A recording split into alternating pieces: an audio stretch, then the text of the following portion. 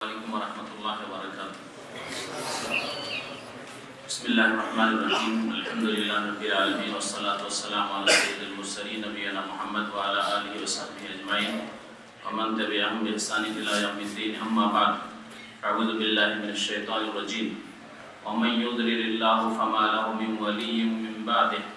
Wa tara adh-dhalimina lamma ra'u al-'adzab yaquluna hal ila maraddin min sabil. আল্লাহ রাব্বুল আলামিনের সমস্ত প্রশংসা সালাত এবং সালাম নাযিল হোক নবী সাল্লাল্লাহু আলাইহি ওয়াসাল্লামের উপর। সূরা শুরা তাফসীর এর আগে 2 সপ্তাহ হয়েছে, 2 দিন, বাকি কয়েকটি আয়াত আর রয়েছে, আজকে শেষ করব। তারপরে সময় থাকলে আর অন্য আরেকটি সূরা হয়তো শুরু করব ইনশাআল্লাহ। আল্লাহ রাব্বুল আলামিন আয়াত নম্বর 44 সূরা শুরা, তাতে যারা পথভ্রষ্ট তাদেরকে জালেম বলেছেন এবং জালেমদের দুর্দশার কথা উল্লেখ করেছেন। আল্লাহ বলেছেন ওমাইয়ুদলিল্লাহু ফামা লাহু মিন ওয়ালিয়্যিম মিন বাদি। আল্লাহ পাক যাকে পথভ্রষ্ট করেন তার আল্লাহর পরে কোনো বন্ধু নেই। ফামা লাহু মিন ওয়ালি, তার কোনো বন্ধু নেই, তার কোনো অভিভাবক নেই, তার কোনো পৃষ্ঠপোষক নেই। ওলি এগুলি অর্থ হয় মিন বাদে আল্লাহর পরে। আল্লাহ পাক সোজা পথের তৌফিক না দেন, আর আল্লাহ তখনই তৌফিক দেবেন যখন মানুষ চেষ্টা করবে। এর মানে এই নয় যে আল্লাহ কাউকে বেঁধে রেখেছেন, গোমরাহ করে বেঁধে রেখেছেন, মসজিদে আসতে দেন না, ভালো কাজ করতে দেন না, এমনটা তো নাই। যেটা আমরা সবসময় অনুভব করছি, যারা ভালো কাজ করছেন তারা স্বাধীনভাবে করছেন, আর যারা খারাপ কাজ করছে তারাও স্বাধীনভাবে করছেন। আল্লাহ পাকের পথভ্রষ্ট করার অর্থ হচ্ছে যে আল্লাহ পাক রব্বুল আলামিন সবকিছুর সৃষ্টিকর্তা। আল্লাহ যেমন মানুষকে সৃষ্টি করেছেন, মানুষের কাজকর্ম সৃষ্টি করেন। মানুষ যখন ভালো কাজের দিকে চেষ্টা করে তখন আল্লাহ পাক তাদেরকে তৌফিক দেন, তাদের সেই কাজগুলি আল্লাহ সৃষ্টি করেন। আর মানুষ যখন খারাপ কাজের জন্য চেষ্টা করে তখন আল্লাহ পাক বাধা না দিয়ে সেদিকে চলার ক্ষেত্রে তাকে স্বাধীনতা দেন। এই অর্থে বলা হয়েছে ওমাইয়ুদলিল্লাহ, আল্লাহ পাক যাকে গোমরাহ করেন, পথভ্রষ্ট করেন, ফামা লাহু মিন ওয়ালিয়্যিম মিন বাদি, আল্লাহর পরে তার কোনো পৃষ্ঠপোষক নেই যে সাহায্য করতে পারবে, তাকে উদ্ধার করতে পারবে। ওয়া তারা যালিমিন, এবং হে নবী মুহাম্মদ সাল্লাল্লাহু আলাইহি ওয়াসাল্লাম তুমি জালেমদেরকে দেখবে, লাম্মা রাউল আযাব, যখন তারা আযাবকে প্রত্যক্ষ করবে, আল্লাহ পাকের শাস্তিকে প্রত্যক্ষ করবে। আযাব কখন প্রত্যক্ষ করে? একটি সময় হচ্ছে একেবারে ঠিক মৃত্যুর সময়, মৃত্যুর পূর্ব মুহূর্তে যখন গুনাহগার লোকেরা, পাপিষ্ঠ লোকেরা আযাবের শাস্তির ফেরেশতাদেরকে দেখে নেয়। মালাকুল মউত হাজির হয়েছে, আযাবের ফেরেশতারা বিকট রূপ ধারণ করে চলে এসেছে, যা সহিহ হাদিসে রয়েছে। তারপরে মানুষের মওত হয়ে গেলে তার আত্মার উপর যে আযাব চলছে, কবরে যখন তার আযাব শুরু হচ্ছে, লাম্মা রাউল আযাব, আযাব যখন দেখে নেয়, বিচার দিবসে হাসরের মাঠে যখন অবস্থা ভয়ঙ্কর দেখে বুঝতে পারে যে আমার ভবিষ্যৎ অন্ধকার, জাহান্নামে যেতে হবে। লাম্মা রাউল আযাব, আযাব যখন তারা দেখে নেবে, আর জাহান্নামে যখন নিক্ষেপ করা হবে সেই সময় আযাব তারা প্রত্যক্ষ করবে। আল্লাহ পাক এই সব অবস্থার কথা বলেছেন যে জালেমরা যখন তাদের শাস্তি প্রত্যক্ষ করে নেবে, দেখে নেবে, ইয়াকুলুনা, তখন তারা বলবে হাল ইলা মারাদ্দিন মিন সাবিল, ফিরে যাওয়ার কি কোনো পথ আছে? এই আয়াতের তরজমা তাফসীর করতে করেছিলাম যে ফিরার আকাঙ্ক্ষা বিভিন্ন সময় মানুষ করে, মৃত্যুর পূর্ব মুহূর্তে করে, তারপরে কবরের জীবনে করবে ফিরিয়ে দেওয়া হবে, জাহান্নামে যখন নিক্ষেপ করা হবে তখন আল্লাহর কাছে দরখাস্ত করবে যে আল্লাহ ফিরিয়ে দাও, একবার সংশোধন করে চলে আসুন। তারপরের আয়াতে আল্লাহ পাক ওই জালেমদের কথা বলছেন। জালেম কারা? আমাদের ভাষায় সচরাচর যে জালেম শব্দটি ব্যবহার করি সেটা মানুষ মানুষের যদি জুলুম করে তাহলে জালেম বলি, কিন্তু এটা একটি অর্থ মাত্র, 1/3 অংশ, জালেমের 1/3 অংশ, 1/3 অর্থ করলেন, 2/3 অংশ অর্থ করলেন না। তাহলে বাকি 2/3 অংশ জালেমের হচ্ছে, সবচেয়ে বড় জালেম হচ্ছে মুশরিক, কাফের। মুশরিক যে আল্লাহর সাথে শিরক করে সে জালেম, যে আল্লাহকে অস্বীকার করে, পরকালকে অস্বীকার করে, কোরআনের বিধানকে অস্বীকার করে, সে বড় জালেম। কাফের এবং মুশরিক সবচেয়ে বড় জালেম। ইন্না শিরকা লাযুলমুন আযীম, আল্লাহ বলেছেন শিরক হচ্ছে সবচেয়ে বড় জুলম। আর দ্বিতীয় জুলুম হচ্ছে যারা বিভিন্ন পাপে লিপ্ত থেকে, শিরক কুফরি করে না থাকে কিন্তু বিভিন্ন পাপে লিপ্ত থাকে আল্লাহর হকের ক্ষেত্রে, নামাজ পড়ে না জালেম, রোজা রাখে না জালেম, যাকাত দেয় না জালেম, হজ করে না, হজ ফরজ আছে জালেম, হিজাব পর্দা করে না মহিলা জালেম, নিজের স্ত্রীকে মেয়েকে হিজাব পর্দা করায় না জালেম, অভিভাবক যারাই আল্লাহ পাকের ফরজ ওয়াজিব পালন করে না অথবা হারাম নাজায়েজ কাজ করে, সুদ খায় ঘুষ খায়, সুদ খায় ঘুষ খায়, এখানে মানুষের উপরে জুলুমের দিক হয়েছে। এছাড়া যেমন মদ খায়, মদ খেয়ে হয়তো আর নিজের ঘরে মদ খেলো, কারোর জুলুম অত্যাচার করলো না কোনো মানুষের উপর, কিন্তু সে জালেম, মদ করে জালেম। এইরকমই এমন গুনাহ বলেন যে গুনাহগুলি সম্পর্ক মানুষের সাথে নেই, চুরি করা মানুষের উপরে জুলুম করলো, হারাম কাজও করলো, আল্লাহর হকের ক্ষেত্রেও জুলুম করলেও মানুষের উপরে জুলুম করলো। কিন্তু এমন গুনাহ যেগুলিতে মানুষের উপরে হয়তো জুলুম হয় না, কিন্তু আল্লাহর হকের ক্ষেত্রে আদেশ নিষেধ পালনের ক্ষেত্রে সেই ব্যক্তি জুলুম করলো, কারণ আল্লাহ পাকের আদেশ মানলো না অথবা আল্লাহ পাকের নিষেধাজ্ঞা লঙ্ঘন করলো, আল্লাহ পাক হারাম করেছেন তারপরে সেসব কাজ করলো। হ্যাঁ, অশ্লীল ছবি দেখে, নিজের ঘরে বসে অশ্লীল ছবি দেখছে, কারো ক্ষতি করলো না বলছে, কিন্তু সে জালেম। এইভাবে জালেম তাহলে তিন প্রকারের, মুশরিক কাফের জালেম, বড় জালেম, তারপরে যে কোনো পাপী আল্লাহ পাকের যা দিনে ফরজ ওয়াজিব তা ছাড়ে হারাম নাজায়েজ কাজ করে জালেম। আর তৃতীয় জালেম হচ্ছে যারা মানুষের হক নষ্ট করে, মানুষকে মেরে, মানুষকে খুন করে, মানুষের ঘরে চুরি করে, ডাকাতি করে, ছিনতাই রাজধানী করে, হ্যাঁ, ধর্ষণ করে, হ্যাঁ, এইভাবে যত রকমের জুলুম হতে পারে, ঘুষ খেয়ে, সুদ খেয়ে, টাকা পয়সা ধার নিয়ে বেঈমানি করে, না দিয়ে, জমি জায়গা দখল করে, জালেম।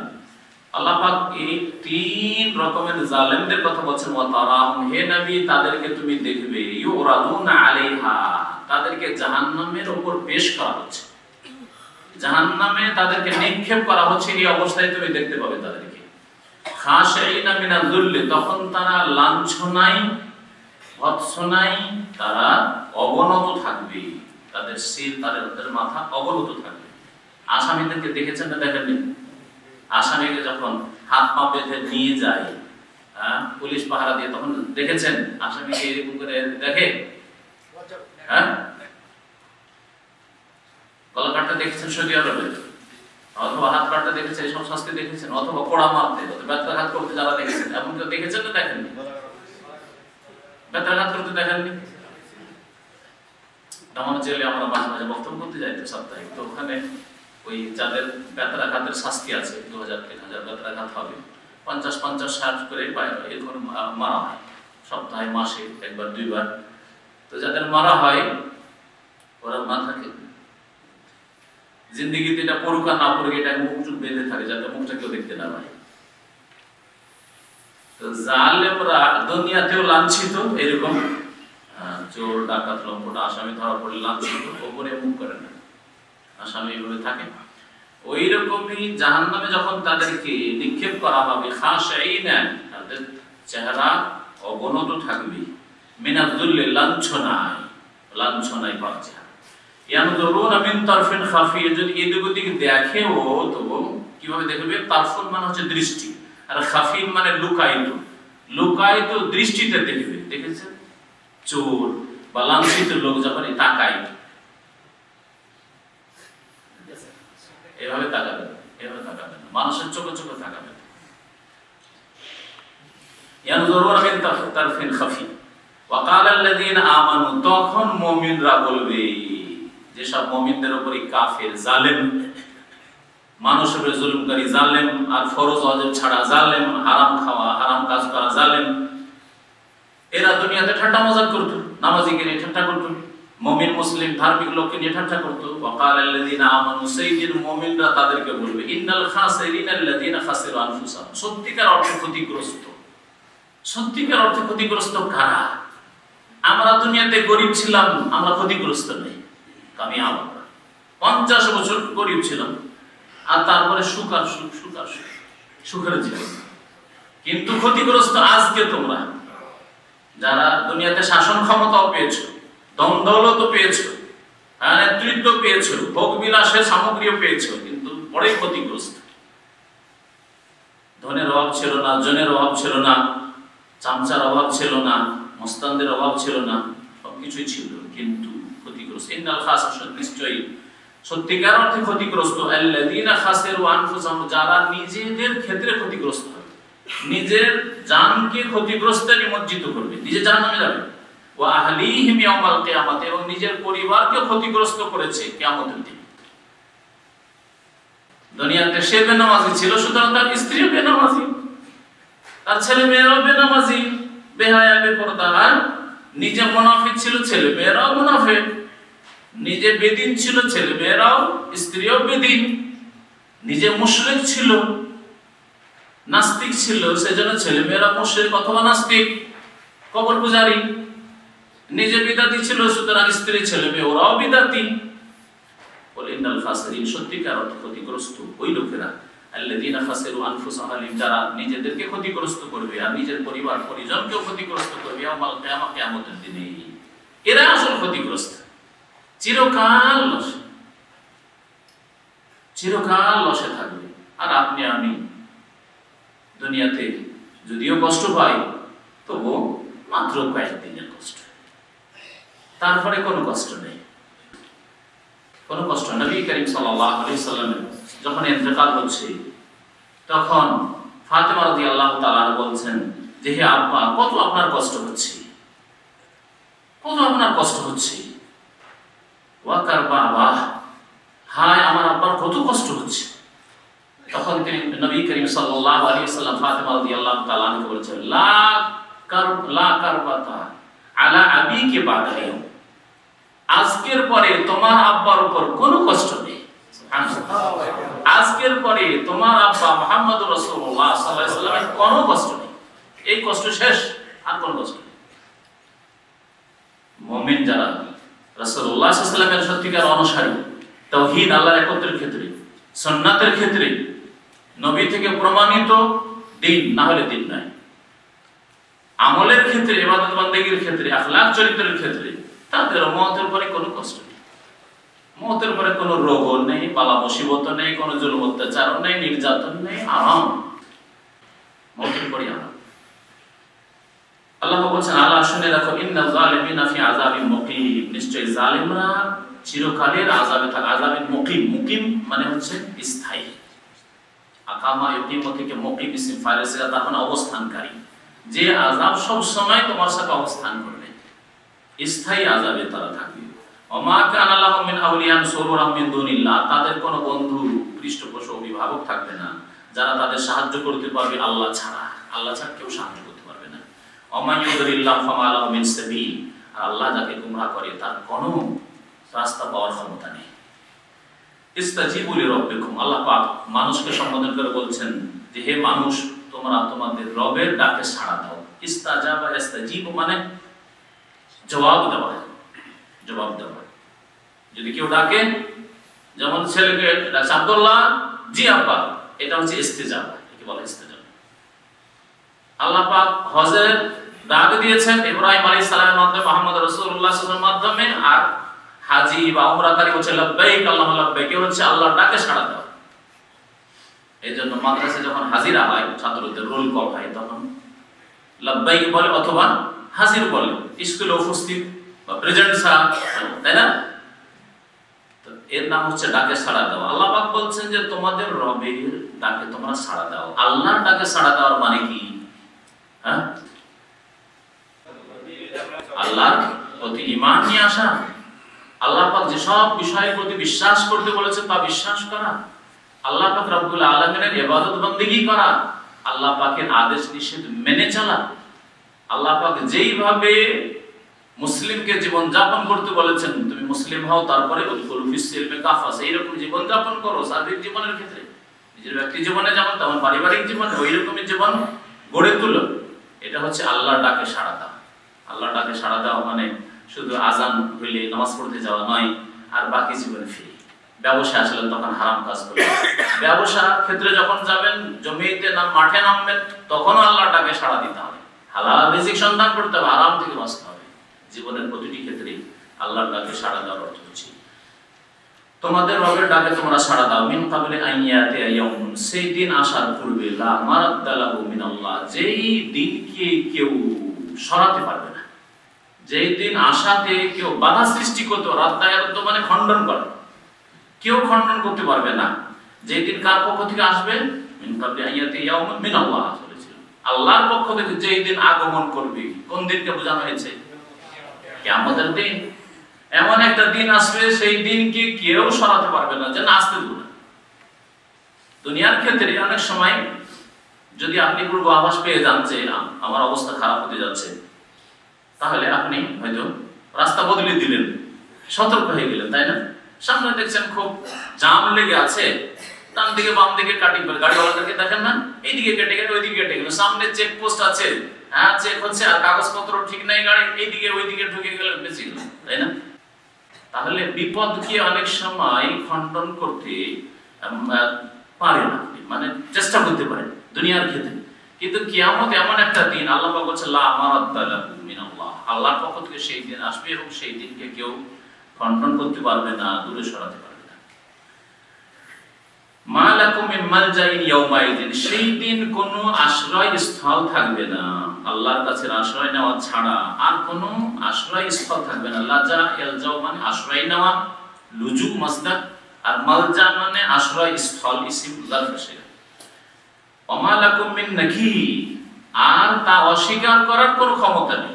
সেই দিন হাজির হবে আর অস্বীকার করবে না, আনকারা ইনকার বলে অস্বীকার করা হয়, এই অর্থ কেউ কেউ তাফসীর করতে বলেছেন ওমা লাকুম মিন নাকির, ওমা লাকুম মিন নাকির, তোমাদের কোনো অস্বীকার করার ক্ষমতা হবে না, সেই দিন অস্বীকার করবে। মুখে যদি অস্বীকার করে যে আল্লাহ আমি তো জানতাম না যে ইসলামই হচ্ছে জান্নাতের পথ, কাফের বলবে, অমুসলিমরা বলবে, তাই না? তখন আল্লাহ পাক সাক্ষী পেশ করে দেবেন, জানানো হয়েছে।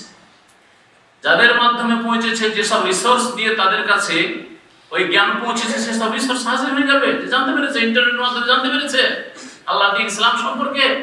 আজকের যুগে কোন আলেমের মাধ্যমে জানতে পেরেছে, কোন বক্তার মাধ্যমে জানতে পেরেছে, কোন ইসলামের খাদেমে দায়ীর মাধ্যমে জানতে পেরেছে। যে ব্যক্তি বেনামাজি বলবে আল্লাহ আমি তো জানতাম না যে নামাজের এত গুরুত্ব, নামাজ না হলে আমি ফের জাহান্নামে যাব, জানতাম না। আল্লাহ পাক সাক্ষী হাজির করে দেবেন। যেসব ব্যক্তি, যেসব ভাই, আত্মীয় স্বজন বা দায়ী আলেমের মাধ্যমে অথবা যেসব কিতাবের মাধ্যমে জানতে পেরেছে যে নামাজ জানলে ইসলাম থাকে না, তার সাক্ষীর জন্য হাজির হয়ে যাবে, সবকিছু আপনার বিরুদ্ধে সাক্ষী দেবে, যদি আপনি আল্লাহ পাকের যে উদ্দেশ্যে আল্লাহ সৃষ্টি করেছেন সে উদ্দেশ্যে আপনি কামিয়াব না হন। আর আল্লাহ পাক কিছু সাক্ষী রেখেছেন যা আপনার অঙ্গ প্রত্যঙ্গে রয়েছে, এইসব সাক্ষী হাজির হয়ে যাবে। আর ইয়াওমা নাখতিমু আলা আফওয়াহিহিম ওয়া তুকাল্লিমুনা আইদিহিম, মুখে কথা বলবে, বেঈমানি কথা বলবে, যে আমি নামাজ জানতাম না, আমি রোজা জানতাম না, আমি ভুল করেছি, আমাকে কেউ বলেনি।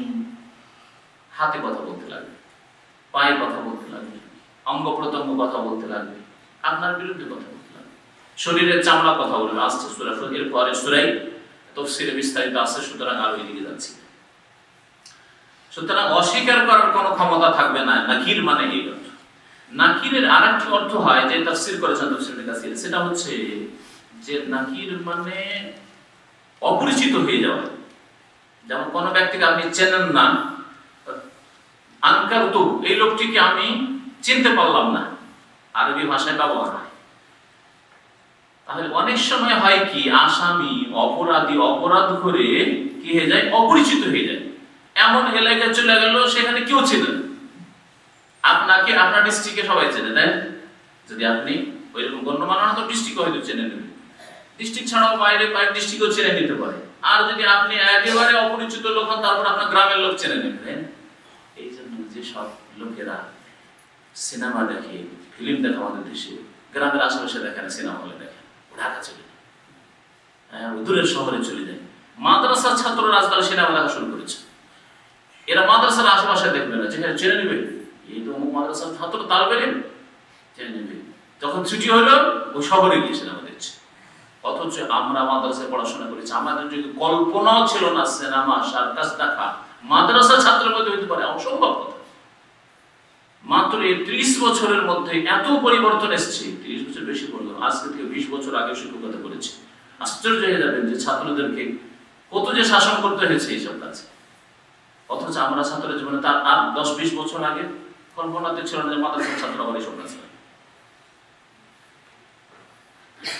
তো অনেক সময় মানুষ অপরাধ করার জন্য অচেনা অপরিচিত হয়ে যায়, আর অপরাধ করে আবার আত্মগোপন করা, যেটাকে বলে আত্মগোপন করার জন্য অন্য ডিস্ট্রিক্টে চলে যায়, অন্য এলাকায় চলে যায়। তো কিয়ামতের মাঠে এইরকম কোন অবকাশ থাকবে না, সুযোগ থাকবে না। ওমা লাকুম মিন নাকির, তোমাদের অপরিচিত বা কি বললাম আত্মগোপন করার কোনো ক্ষমতা থাকবে না, যে কোথাও গিয়ে আত্মগোপন করে নেবে। অনেক বড় বড় অপরাধী দুনিয়াতে আত্মগোপন করেছে, খুঁজেই পাই না কোথায় আছে না আছে, বেঁচে আছে না মরে গেছে, বেঁচে আছে তো আছে কোথায় পাওয়াই যাচ্ছে না। কিয়ামতের দিনে এইরকম কোন ক্ষমতা কারো থাকবে না। আল্লাহ বলেন ফাইন আরাজু ফামা আরসালনাকা আলাইহিম হাফিজা। নবী মুহাম্মদ সাল্লাল্লাহু আলাইহি সাল্লামকে সম্বোধন বলছেন যে তারা যদি বিমুখ হয়ে যায়, তোমার দাওয়াতে সাড়া না দেই, আল্লাহর ডাকে সাড়া না দেই, আল্লাহর প্রতি ঈমান না নিয়ে আসে, সৎকর্ম না করে, হে নবী ফামা আরসালনাকা আলাইহিম হাফিজা, তাদের উপর আপনাকে পাহারাদার করে আমি প্রেরণ করিনি। আপনি পাহারাদার নন যে তাদেরকে পিটিয়ে তাদের চাপ সৃষ্টি করে আর তাদের প্রত্যেককে আপনাকে মুসলিম বানাতে হবে, হ্যাঁ নামাজি বানাতে হবে, এটা আপনার কাজ নয়। ফামা আরসালনাকা আলাইহিম হাফিজা ইন আলাইকা ইল্লাল বালাগ। এই আয়াতের অংশটুকু ইন আলাইকা ইল্লাল বালাগ, আল্লাহ পাক বলেন হে নবী তোমার কোনো ডিউটি নেই। ইন আলাইকা মানে তোমার কোনো ডিউটি নেই, ইন মানে নাই, মানে ইল্লাল বালাগ একমাত্র পৌঁছে দেওয়া ছাড়া। বালাগ মানে পৌঁছে দেওয়া ছাড়া, আল্লাহর দ্বীন পৌঁছে দেওয়া, আল্লাহর তাওহীদ আল্লাহর একত্ব পৌঁছে দেওয়া, তোমার আদর্শ মানুষের কাছে পৌঁছে দেওয়া, ইসলামী জীবন বিধান পৌঁছে দেওয়া, এছাড়া তোমার কোনো কাজ নেই। পৌঁছে দেওয়া তোমার কাজ, আর জবাব দেওয়া তাদের কাজ, আর হিসাব নেওয়া আমার কাজ।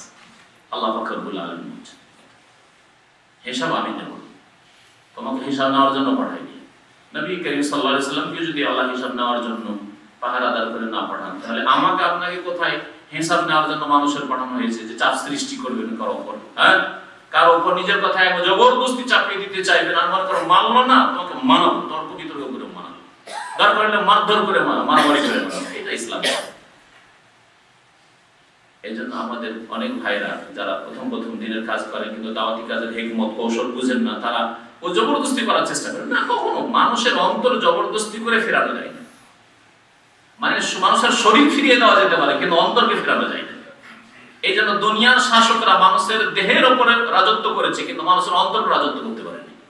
পক্ষান্তরে আলেমে দ্বীন, আইম্মায়ে কিরাম, সালাফে সালেহিন, সাহাবায়ে কিরাম তার মানুষের অন্তরের উপর রাজত্ব করেছে, অন্তরের উপর রাজত্ব করেছে।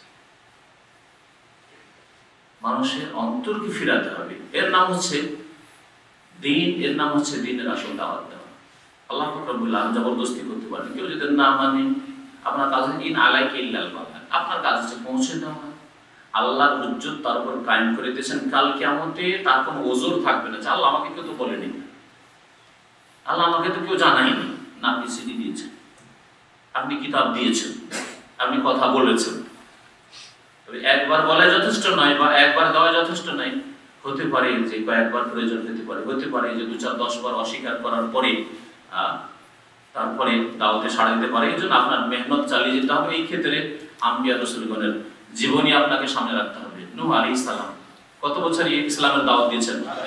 950 বছর। আপনি 9.5 বছর তো দেন, 100টা বাদ দিয়ে 9.5 বছর তো দেন।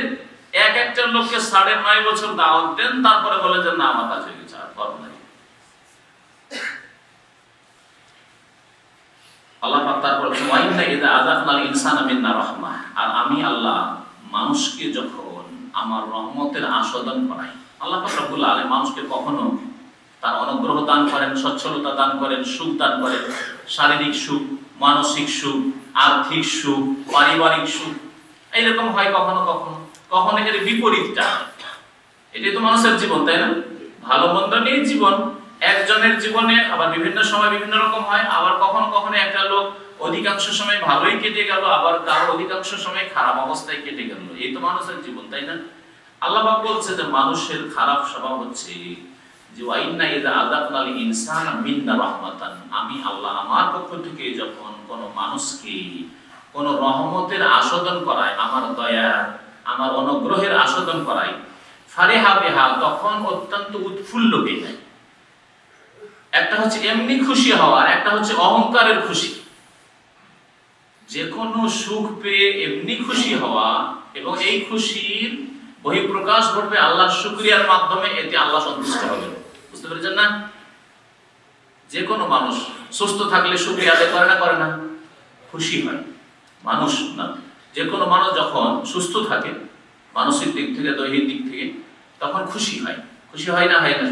এই খুশি হওয়ার বহিঃপ্রকাশ যদি ঘটে শুকরানা স্বরূপ, শুকরিয়া আদায়, আলহামদুলিল্লাহ আল্লাহ আমাকে সুস্থ রেখেছে, আলহামদুলিল্লাহ আমি মানসিক দিক থেকে কোনো টেনশনে ভুগি না, অনেকে ভুগছে, আলহামদুলিল্লাহ আমি আর্থিক দিক থেকে চলার মতো আলহামদুলিল্লাহ ভালো আছে, আলহামদুলিল্লাহ পারিবারিক দিক থেকে সুখী, আলহামদুলিল্লাহ আমি সামাজিক দিক থেকে সুখী, আলহামদুলিল্লাহ আমি আমার আমলে সুখী। তো আল্লাহ পাকে যদি শুকরিয়া জ্ঞাপন করেন আপনি খুশি হয়ে, তাহলে এটা তো আল্লাহ পছন্দ করেন। দ্বিতীয় যেটা পছন্দ করেন না, যে খুশি হওয়া, সেটা হচ্ছে অহংকারের খুশি, যার নিন্দা আল্লাহ পাক এই আয়াতে করেছেন। অনেক সময় মানুষ খুশি হয় নিয়ামত পেয়ে, দুনিয়ার ধন দৌলত, সুস্থতা আর নেতৃত্ব ইত্যাদি পেয়ে খুশি হয়, তখন অহংকারে লিপ্ত হয়ে যায়। আল্লাহর শুকরিয়া না, আমার বিদ্যাপতি দিয়ে কারণের মতো চরিত্র, ফেরাউনের মতো চরিত্র। হ্যাঁ, আল্লাহ পাক এটাকে ঘৃণা করেন, এরা হচ্ছে অহংকারী। আল্লাহ পাক দুনিয়াতে লাঞ্ছিত করেন আর পরকালে লাঞ্ছিত করেন। তাই আল্লাহ বলছেন যে আমি যখন মানুষকে আমার অনুগ্রহ আস্বাদন করাই, ফারিহা বিহা, তাতে উৎফুল্ল হয়। এই উৎফুল্ল হওয়া খারাপ খুশি, যাতে শুকরিয়া নেই, আল্লাহর শুকরিয়া নেই, সেটা হারাম, সেটা হচ্ছে অহংকার। ওয়াইন তুসিবহুম সাইয়্যাতুম বিমা কাদ্দামাত আইদিহিম, আর তাদের হাতের অগ্রিম কাজের জন্য, তাদের হাত যে অগ্রিম করে পাঠিয়েছে, অর্থাৎ তাদের কৃতকর্মের কারণে, পাপের কারণে যদি তাদেরকে স্পর্শ করে কোনো বিপদ, কোনো খারাপ কিছু, সাইয়্যাত মানে খারাপ কিছু, বিপদ আপদ বালা মুসিবত আসলো, দুর্ঘটনা হইলো, বিভিন্ন রকমের সমস্যা হইলো, পারিবারিক সমস্যা হইলো, এইরকম বিভিন্ন কষ্ট যদি হয়, ফাইনাল ইনসানা কাফুর, তো মানুষের স্বভাব হচ্ছে নাশুকরি করা, অকৃতজ্ঞ হওয়া। কাফুর, এখানে কাফুর মানে কুফরানুন নেমা, অকৃতজ্ঞ হওয়ার অর্থ। কুফরি দুই রকমের, একটা হচ্ছে কুফরি আল্লাহকে অস্বীকার করা, অথবা পরকাল অস্বীকার করা, আল্লাহর দ্বীনের স্পষ্ট কোনো বিধান অস্বীকার করা, তাতে মানুষ কাফের হয়ে যায়। আর আরেকটা কুফরি হচ্ছে কুফরানুন নেমা, আল্লাহ পাকের নিয়ামত পেয়ে আল্লাহর গুণ না গেয়ে, আল্লাহর শুকরিয়া আদায় না করে নিজে মনে করা যে আমার বিদ্যা বুদ্ধি দিয়ে হয়েছে, না শুকরি করা, অথবা আল্লাহর নিয়ামত দিয়ে গুনার কাজ করা। পয়সা হয়েছে, গুনাহ করা শুরু করেছে, পয়সা হয়েছে, এখন ব্যস্ত হয়ে গেছে, নামাজ পড়ার সময় পান। অনেকে আছে সময় পাচ্ছি না, হ্যাঁ গাড়ি চালাই, গাড়ি চাকা ঘুরতে থাকলেই তো পয়সা আসে, সময় পাচ্ছি না নামাজ পড়া, ইলম শেখা সময় পাচ্ছি না। এটা হচ্ছে নিয়ামতের কুফরি করা, আল্লাহর নিয়ামত খেয়ে, আল্লাহর নিয়ামত ভোগ করে আল্লাহ পাকের অকৃতজ্ঞ হওয়া। তার সাথে যদি এমন কোনো কাজ থাকে যেটা কুফরি, তাহলে বড় কুফরি। অনেক সময় নিয়ামতের কুফরি করা অর্থাৎ অকৃতজ্ঞ হওয়া বড় কুফরি পর্যন্ত পৌঁছায়। যেমন এমন অকৃতজ্ঞ যে আপনি 5 ওয়াক্ত নামাজ পড়েন না, তাহলে কুফরি করলেন, বড় কুফরি করলেন। নিয়ামতের কুফরির সাথে আপনি ঈমানের সাথে কুফরি করলেন। এইরকমই আল্লাহ পাক আপনাকে ছেলে মেয়ে দিলেন, আর আপনি বলছেন এটা আমার বাপের বাবার দান, হ্যাঁ, তাহলে নিয়ামতের নাশুকরির সাথে, অকৃতজ্ঞ হওয়ার সাথে আল্লাহর সাথে কুফরি করলেন, আপনি মুশরিক হয়ে গেলেন। আল্লাহ পাক তারপরে সাথে লিল্লাহি মুলকুস সামাওয়াতি ওয়াল আরদ, আসমান সমূহ এবং জমিনের সার্বিক ক্ষমতার মালিক একমাত্র আল্লাহ। বাদশাহী রাজত্ব আল্লাহর জন্য। ইখলুকু মা ইয়াশা, আল্লাহ পাক রব্বুল আলামিন সবকিছুর মালিক এবং তিনি সর্বশক্তিমান। যা ইচ্ছা তিনি করেন, তার ইচ্ছায়, তার কাজে কেউ বাধা সৃষ্টি করতে পারে না। যেমন দুনিয়াতে যে কোনো ক্ষমতাশালী মানুষের ইচ্ছায় বাধা সৃষ্টি হয়, ইচ্ছা করে কিন্তু করে উঠতে পারে না, এটা হয় যে কোনো মানুষ হোক না কেন। কিন্তু আল্লাহ পাক রব্বুল আলামিন বলছেন যে আল্লাহ আসমান জমিনের সবকিছুর মালিক, সুতরাং ইখলুকু মা ইয়াশা, যা ইচ্ছা সৃষ্টি করেন। আল্লাহ পাক সৃষ্টি করতে চাইছেন, আর কেউ বাধা দেবে যে এটা হইতে দেব না, এটা হবে না, অসম্ভব কথা। আল্লাহ সুনামি দিতে চাইলেন, কোন যান্ত্রিক সভ্যতার শক্তি টের পেল না, আর ক্ষমতা পেল না যে সেটাকে সামলায়, হইতে দেব না। বন্যা পরিস্থিতির মোকাবেলা করব, ঝড় তুফানের মোকাবেলা করব, এসব কথা কুফরি কথা, যা আমাদের দেশে পত্র পত্রিকায় লেখা হয়। এখন মায়াশা, আল্লাহ যেমন মানুষকে সৃষ্টি করেন, ঝড় তুফানও সৃষ্টি করেন, বন্যাও সৃষ্টি করেন, দুর্ভিক্ষ আল্লাহ পাক সৃষ্টি করেন। আল্লাহ যদি কোনো কিছু করতে চান তাহলে কোনো শক্তি বাধা দিতে পারে না।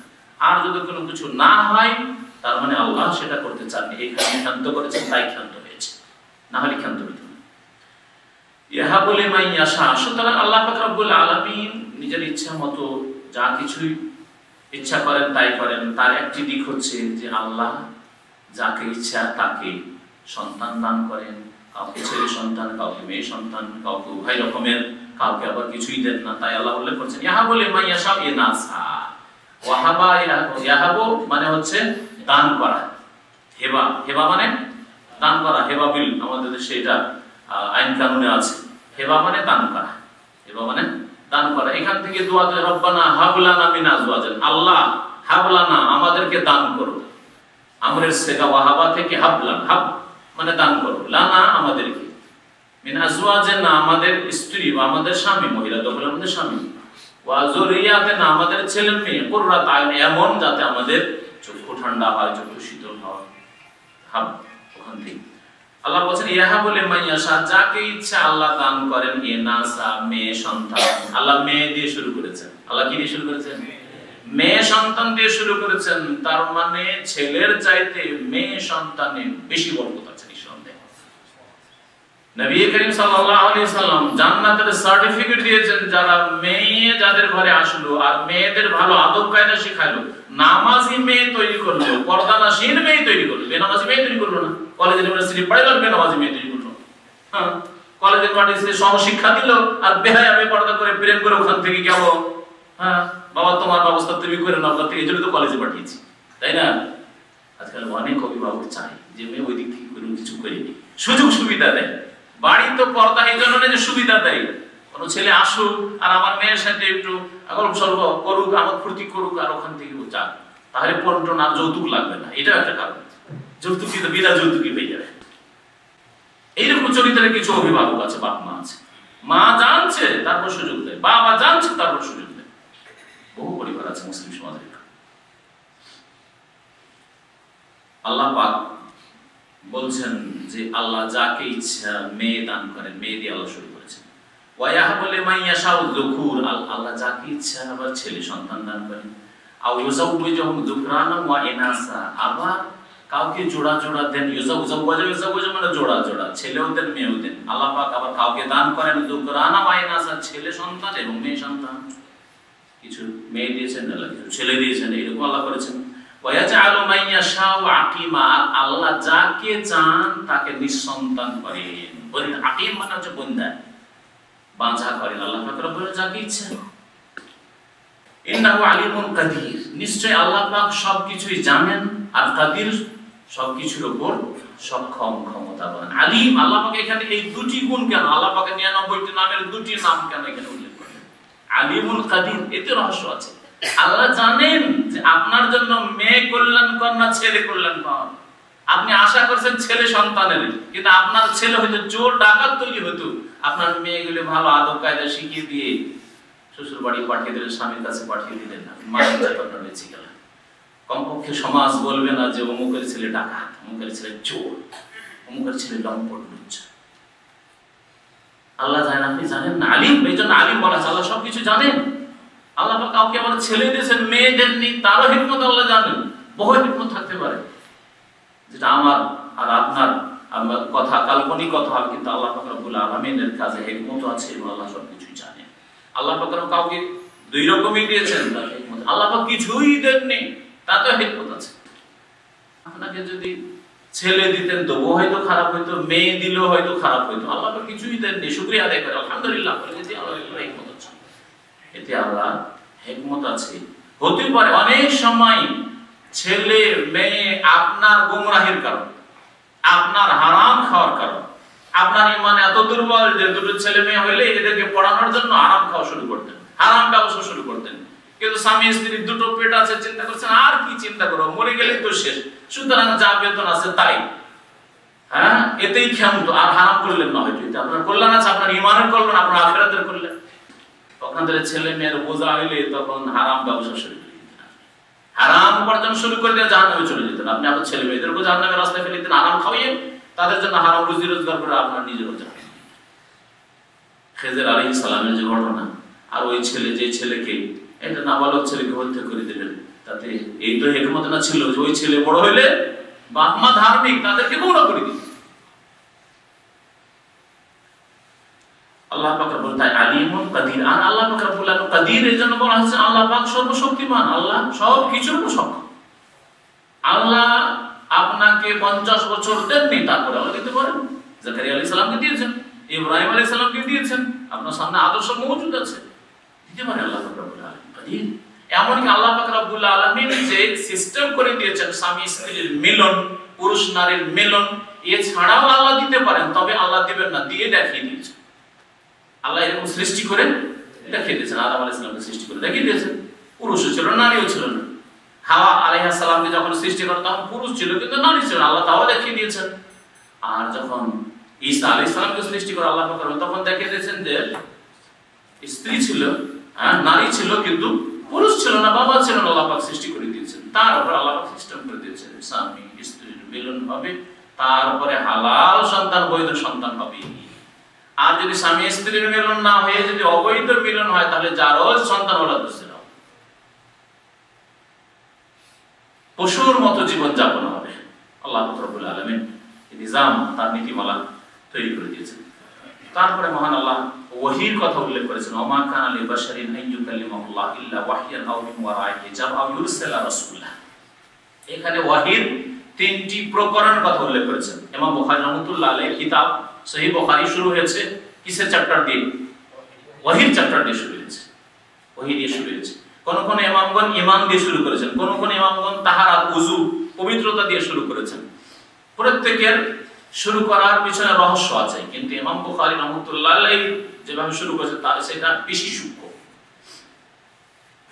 যারা পবিত্রতা দিয়ে শুরু করেছেন তারা বলতে চেয়েছেন যে সমস্ত ইবাদত বন্দেগীর আগে পবিত্রতা লাগবে, নামাজের আগে পবিত্রতা লাগবে। সুতরাং তোমাকে পবিত্রতা তাহারাত ওযু শিখাইলাম, গোসল শিখাইলাম, যেমন আবু দাউদ, নাসাই, তিরমিজি ইত্যাদি এগুলিতে আছে। আর ইবনে মাজাহ, আর বাকি কিছু কিতাব আছে যেগুলো ঈমান দিয়ে শুরু করে, যেমন সহিহ মুসলিম, সহিহ মুসলিমে কিতাবুল ঈমান দিয়ে শুরু করা হয়েছে। ঈমান দিয়ে শুরু করে তিনি বুঝাতে চেয়েছেন যে প্রথম শরীরের পরিষ্কার পরিচ্ছন্নতা, শরীরের পবিত্রতার আগে অন্তরের পবিত্রতা লাগে, আর অন্তরের পবিত্রতা হয় ঈমান দিয়ে। সুতরাং আমি ঈমান দিয়ে শুরু করলাম, তারপরে শরীরের পবিত্রতা। তা ইমাম বুখারী রাহমাতুল্লাহ আরো সূক্ষ্ম তিনি চিন্তা করলেন। এক শ্রেণী বিদাতীরা আমাদের দেশের বলে ইমাম বুখারী ফকিহ ছিলেন, আর আমাদের ইমামরা ফকিহ ছিলেন, সুতরাং ইমামের তাকলিদ করতে হবে। ইমাম বুখারীকে তারা বের ফকিহ বলে।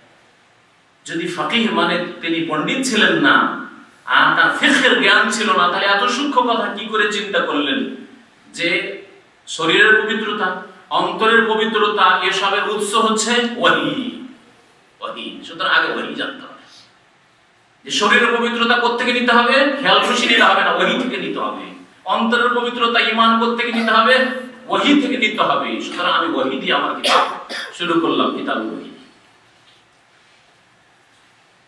তো ইমাম বুখারী রাহমাতুল্লাহ আলাইহি যে ওহীর অধ্যায় শুরু করেছেন তাতে আয়েশা রাদিয়াল্লাহু তাআলা আনহা থেকে হাদিস বর্ণিত রয়েছে, তাতে বেশ কিছু যে নবী সাল্লাল্লাহু আলাইহি ওয়াসাল্লামের কাছে ওহী আসার যে তরিকা ছিল সেগুলি উল্লেখ করা হয়েছে। সেই হাদিসগুলি পড়ে নিতে পারবেন সহিহ বুখারীতে।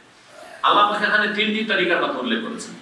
আল্লাহ পাক এই আয়াত নাযিল এই জন্য করেছেন যে কাফেররা চ্যালেঞ্জ করে বলেছিল যে আল্লাহ যদি সত্যি মুহাম্মদ সাল্লাল্লাহু আলাইহি ওয়াসাল্লামকে নবী করে পাঠান তাহলে আল্লাহ তো আমাদের সাথে একবার কথা বলে নিতে পারেন। কত বেয়াদবির কথা। যেমন আজকাল নেতারা আছে না, এলাকার নেতা, অঞ্চলের নেতা, আরে এটা যদি সরকারের আদেশ হয় তাহলে সরকার আমাদের সাথে যোগাযোগ করতে পারে না, আমাদের সাথে কথা বলতে পারে না। হ্যাঁ, একেবারে ওইরকমই কথা। আল্লাহ পাক আমাদের সাথে কথা বলে দেন।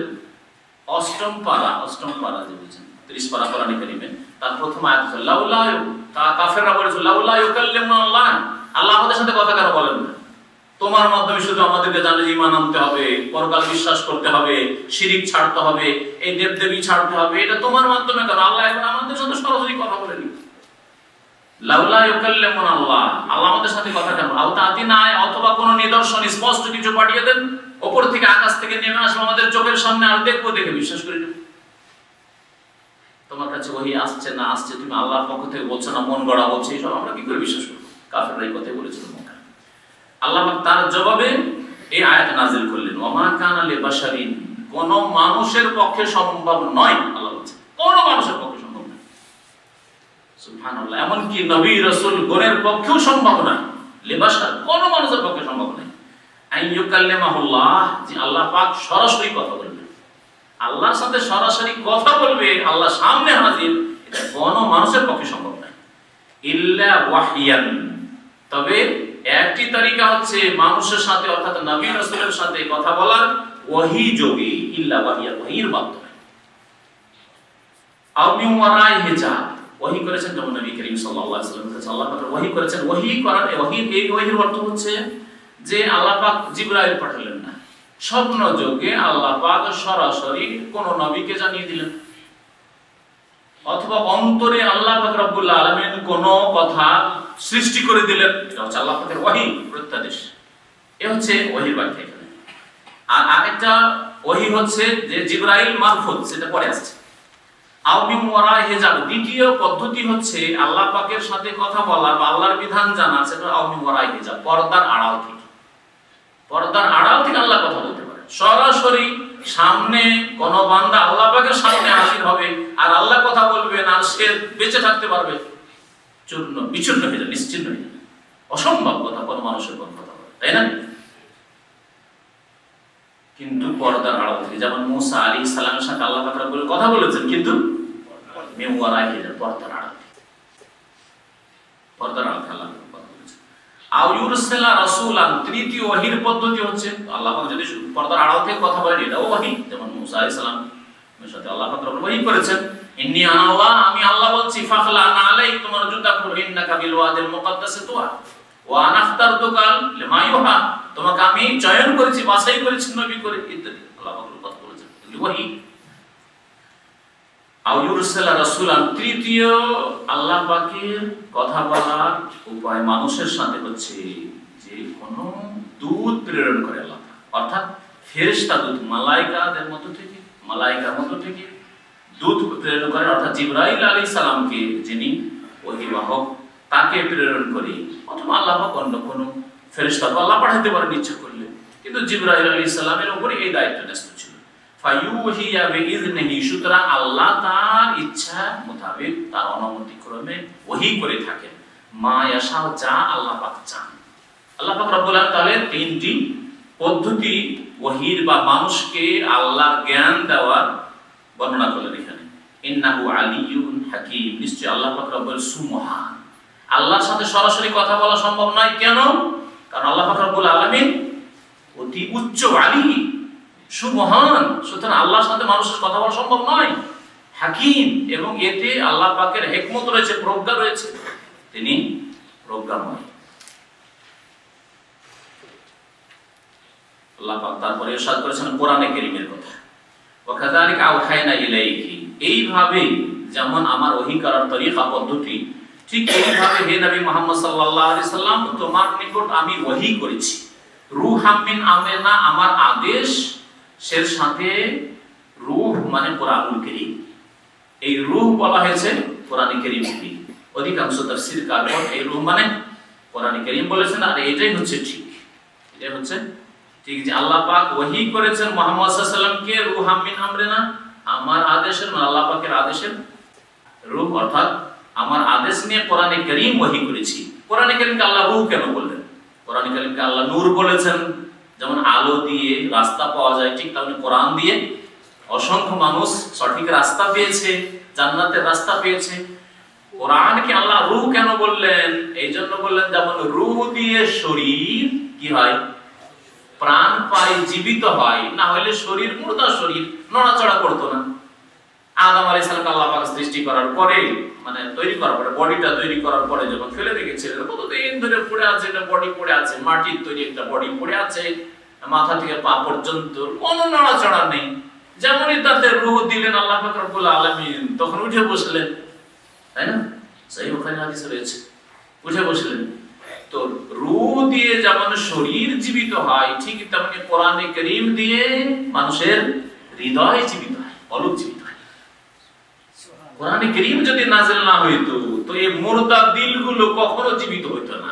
এই মুর্দা দিলগুলিতে শয়তানের বাসা থাকতো, শিরক কুফরি জমে থাকতো, পাপের কামনা বাসনা থাকতো, পাপ অন্যায় করা ছাড়া আর দুনিয়ার স্বার্থ ছাড়া মানুষের উপকার করা, এটা আমরা বুঝতাম না।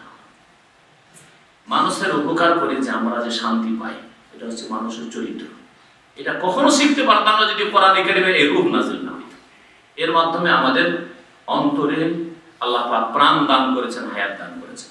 এইজন্য কোরআনে কারীমে আল্লাহ রূহ বলেছেন, মা কুনতা তাদরি মাল কিতাব ওয়ালা ঈমান, হে নবী তুমি জানতে না মাল কিতাব, কিতাব বা কি জিনিস, ওয়ালা ঈমান আর ঈমান বা কি বস্তু, কিছু জানতে না তুমি। এই কোরআনের ওহীর আগে 40 বছর বয়সে নবী করিম সাল্লাল্লাহু আলাইহি ওয়াসাল্লামের কাছে যে ওহী আসলে ইকরা বিসমি রাব্বিকাল্লাযী খালাক আর শুরু হলো ওহীর সিলসিলা, তার আগে পর্যন্ত নবী মুহাম্মদ সাল্লাল্লাহু আলাইহি ওয়াসাল্লাম কিতাব কোরআনই বা কি জিনিস আর ঈমান বা কি জিনিস, ইসলাম বা কি জিনিস তা জানতেন না। এটা কোরআন বলছে, জানতেন না। মা কুনতা তাদরি, হে নবী তুমি জানতে না মাল কিতাব, কিতাব বা কি, ওয়ালা ঈমান, ঈমান বা কি, ওয়ালাকিন জাআলনাহু নূরান, তবে আমি এই কোরআনকে নূর বানিয়েছি। জাআলনাহু মানে এই কোরআনকে, আমি এই কোরআনকে আলো বানিয়েছি, নাহদি বিহি মান নাশা, যাকে ইচ্ছা আমি হিদায়াত করে থাকি, রাস্তা দেখে থাকি, মিন ইবাদিনা, আমার বান্দাদের মধ্যে থেকে। ওয়া ইন্নাকা লাতাহদি ইলা সিরাতিন মুস্তাকিম, হে নবী নিশ্চয়ই তুমি মানুষকে সহজ সরল সঠিক পথের দিকে দিক নির্দেশনা দিয়ে থাকো, হিদায়াত করে থাকো। আল্লাহ পাক এখানে প্রথম কথা নবী করিম সাল্লাল্লাহু আলাইহি ওয়াসাল্লামকে সার্টিফিকেট দিচ্ছেন। কিসের সার্টিফিকেট? যে তুমি যে রাস্তা দেখাচ্ছ সেটা হচ্ছে সিরাতুল মুস্তাকিম। ইন্নাকা, ইন্না দিয়ে তাগিদ, তারপরে লা, লাম তাগিদ, ইন্নাকা, তারপরে এটা হচ্ছে জুমলা ইসমিয়া। জুমলা ইসমিয়া ফেলিয়ার চাইতে বেশি তাগিদ রয়েছে, ওলামারা বলেছেন। গ্রামারের দিক থেকে 3 বার করে আল্লাহ অকাট্য করেছেন যে ওয়া ইন্নাকা, হে নবী নিশ্চয়ই তুমি, অবশ্যই রাস্তা দেখাচ্ছ ইলা সিরাতিল মুস্তাকিম, সহজ সরল পথে। নবী সাল্লাল্লাহু আলাইহি ওয়াসাল্লাম যে রাস্তা দেখেছেন সেটা হচ্ছে সঠিক পথ, এছাড়া কোনো সঠিক পথ নেই। সুতরাং কেউ যেন না মনে করে যে ঢাকা আসার জন্য, রিয়াজ যাওয়ার জন্য এই রিয়াজ রোড দিয়েও যেতে পারি, আবার আল হাসা হয়েও যেতে পারি, আবার মদিনা রাস্তা কাসিম হয়েও আসতে পারি, আবার তাইফ হয়েও আসতে পারি, আবার আল খারাজ হয়েও ঢুকতে পারি আমি, আবার এই দিক দিয়েও ঢুকতে পারি, আর এছাড়াও ছোটখাটো কোনো রাস্তা আছে। এইরকম আমাদের দেশের নাস্তিকরা, সেকুলাররা, বেদিনরা আর বিদাতিরা পর্যন্ত, বিদাতিরা বলে যে আল্লাহকে পাওয়ার বিভিন্ন তরিকা আছে, এটা দিয়েও আসা যাবে, ওইটা দিয়েও আসা যাবে, এটা দিয়েও আসা যাবে, ওইটা দিয়েও আসা যাবে, এত রাস্তা নেই, আল্লাহর রাস্তা একটি রাস্তা। নাস্তিকরা বা বেদিনরা, সেকুলাররা বলে এই জন্য যে তাদের কাছে ধর্ম সবগুলি সমান, সুতরাং মুসলমান হয়ে নামাজ পড়েও জান্নাত পাবে, আর ইহুদি থাকলেও জান্নাত পাবে, আর খ্রিস্টান থাকলেও জান্নাত পাবে, আর হিন্দু থাকলেও জান্নাত পাবে। হ্যাঁ, আর যদি নাস্তিকও থাকো আর জনসেবা করো তবুও জান্নাত পাবে। এটা হচ্ছে নাস্তিকদের কথা, সেকুলারদের কথা। আর যারা বিদাতি তাদের কথা হলো যে সবগুলি তরিকা ঠিক আছে, কাদরিয়াও ঠিক আছে, চিশতিয়া তরিকা ঠিক আছে, আর মুজাদ্দিদি তরিকাও ঠিক আছে, আর এই সমস্ত সব তরিকা ঠিক আছে, সবগুলি পৌঁছাবে জান্নাতে, সবগুলি গুমরাহি কথা। যেমন সেকুলারদের কথা গুমরাহি কথা, নাস্তিকদের কথা গুমরাহি কথা, ঠিক তেমনি এই বিদাতিদের যে ধর্মীয় ব্যাখ্যা সেটাও গুমরাহি কথা। একমাত্র একটি রাস্তা, যে রাস্তা মুহাম্মদ রাসূলুল্লাহ সাল্লাল্লাহু আলাইহি ওয়াসাল্লাম দেখেছেন, এটাই হচ্ছে সিরাতুল মুস্তাকিম। সুতরাং নবী করিম সাল্লাল্লাহু আলাইহি ওয়াসাল্লাম থেকে দিক নির্দেশনা নিতে হবে। নবী করিম সাল্লাল্লাহু আলাইহি ওয়াসাল্লামের জামানায় যে ইসলাম ছিল সেই ইসলাম পালন করতে হবে, এটা হচ্ছে সঠিক ইসলাম। তারপরে সেই ইসলামের উপর যে মরিচ মশলা দিয়ে রং চড়ানো হয়েছে, আর ঝাল করা হয়েছে, আর লবণ বাড়ানো হয়েছে, ওগুলোর নাম বিদআত। যেমন কিছু ফুড বাজারে পাওয়া যায়, রেডিমেড পাওয়া যায় না, ওই রেডিমেডও খাওয়া যেতে পারে। তার মধ্যে একটা খাবারের নাম বলেন, যেমন তুনা, তুনা পাওয়া যায় এখানে, মাছ গুঁড়া করা হয়, মাছের কিমা, মাছের কিমা তো রেডিমেড কিন্তু এমনি খাওয়া যেতে পারে। কিন্তু আমাদের বাঙালিরা কি করে, আর ইন্ডিয়ানরা কি করে, ওদিকে সে মরিচ বেশি করে দিয়ে, মশলা দিয়ে, ঝাল করে, আবার বেশি করে লবণ দিয়ে, খাবার এমন মজাদার করে। এইরকম বিদাতিরা ইসলামকে করেছে। নবী করিম সাল্লাল্লাহু আলাইহি সাল্লাম দিনকে কমপ্লিট করে আল-ইয়াউমা আকমালতু লাকুম দীনাকুম আরাফায় নাযিল হয়েছে, দিন কমপ্লিট করে দিয়ে চলে গেছে। তাতে ঝাল, মরিচ, লবণ, মশলা, কারি পাউডার, হলুদ, ঘি, অবস্থা খারাপ হয়ে গেছে। এখন কোনটা সঠিক ইসলাম 1400 বছর আগে, আর কোন বলে বিদআতি কাজ বুঝাই মুশকিল জনসাধারণের জন্য। এই থেকে আমাদের জন্য ইসলামের অবস্থা, বরং এগুলি কি ইসলাম মনে করা হচ্ছে, এসব বাতিল তরিকাগুলি। আল্লাহ পাক বলছেন যে হে নবী মুহাম্মদ সাল্লাল্লাহু আলাইহি ওয়াসাল্লাম, তুমি সহজ সরল পথ দেখাও, এই জন্যই তোমাকে পাঠানো হয়েছে। নবী করিম সাল্লাল্লাহু আলাইহি ওয়াসাল্লাম সহজ সরল পথ দেখান, এই আয়াতে বলা হয়েছে। আবার অন্য আয়াতে বলা হয়েছে ইন্নাকা লা তাহদি মান আহবাবতা, হে নবী যাকে তুমি ভালোবাসো তুমি হেদায়েত করতে পারবে না, ওয়ালাকিন্নাল্লাহ ইয়াহদি মান ইয়াশা, তবে আল্লাহ যাকে ইচ্ছা তাকে হেদায়েত করে। আবু তালেব যখন হেদায়েত পেল না, নবীর চাচা, অত্যন্ত প্রিয়জন ব্যক্তি, অত্যন্ত শ্রদ্ধাভাজন ব্যক্তি, এত প্রিয় মানুষ, আর এত বেশি ইসলামের সাহায্য করেছেন, নবীর সাহায্য সহযোগিতা করেছে, তারপরে ইসলামের তৌফিক হলো না। নবী করিম সাল্লাল্লাহু আলাইহি ওয়াসাল্লাম আক্ষেপে দুঃখে অনেকটাই ভেঙে পড়লেন। সেই বছরটি ছিল শোকের বছর নবী সাল্লাল্লাহু আলাইহি ওয়াসাল্লামের জন্য। এক তো খাদিজা রাদিয়াল্লাহু তাআলা ইন্তেকাল হয়ে গেল, আপনজন প্রিয়তমা স্ত্রী, যার সাপোর্ট সহযোগিতা ছিল, আর আরেক সাপোর্ট ছিল চাচা, তারও ইন্তেকাল একই বছরে। ওই বছরটিকে ইতিহাসের পাতায়, সিরাতুন নবীর পাতায় বলা হচ্ছে আমুল হুজুন, মানে শোকের বছর, শোকের বছর। আল্লাহ পাক তখন সান্ত্বনা দেন, ইন্নাকা লা তাহদি মান আহবাবতা, হে নবী তুমি যাকে ভালোবাসো, যে তোমার প্রিয়জন, তাকে তুমি হেদায়েত করতে পারো না। ওই আয়াতে তো আল্লাহ পাক বলেন হেদায়েত করতে পারো না, আবার এই আয়াতে আল্লাহ বলেন ওয়া ইন্নাকা লা তাহদি, হে নবী নিশ্চয়ই তুমি হেদায়েত করো মানুষকে সিরাতে মুস্তাকিমের উদ্দেশ্যে। দুই আয়াতে দ্বন্দ্ব নাই? বাহ্যিক তো দ্বন্দ্ব মনে হচ্ছে, দ্বন্দ্ব না? হ্যাঁ, উত্তর কি দিবেন? কেউ উত্তর দিতে পারবেন?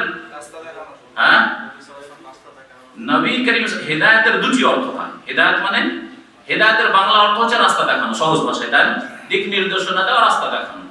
রাস্তা দেখানো দুই রকম, রাস্তা দেখানো দুই রকম। একটা হচ্ছে এখানে বসে বসে রাস্তা দেখিয়ে দাও, আর একটা হচ্ছে হাতটা ধরে নিয়ে গন্তব্যস্থানে পৌঁছে দাও।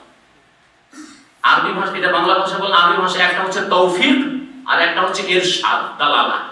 দাল্লা ইয়াদুল্লাহ মানে বাতলিয়ে দেওয়া, আর আরেকটা হচ্ছে তৌফিক মানে একবারে তৌফিক দিয়ে পৌঁছে দেওয়া। যেমন উদাহরণ, একটা লোক এখানে এসে জিজ্ঞেস করছে যে ভাই আমি খবর যাব, রিয়াজ থেকে এসেছি। তখন আমি তো খবর যাব না, আমি বললাম যে এখান থেকে বেরিয়ে যান, এই রাস্তাতে যাবেন, ওই রাস্তা যাবে, ওইটা রাস্তা দিয়ে এই রাস্তা ধরে, এই রাস্তা ধরে দেখবেন, সামনে দেখবেন, তারপর আর কোনো ইশারা পাবেন না, ডাইরেক্ট হাইওয়ে পাবেন, এখান দিয়ে একবারে হাইওয়ে, চোখ বন্ধ করে চলে যাবেন। এখানে বসে বসে দেখাইলাম না, দেখাইলাম না, রাস্তা দেখালাম, গন্তব্যস্থানে পৌঁছাইলাম না।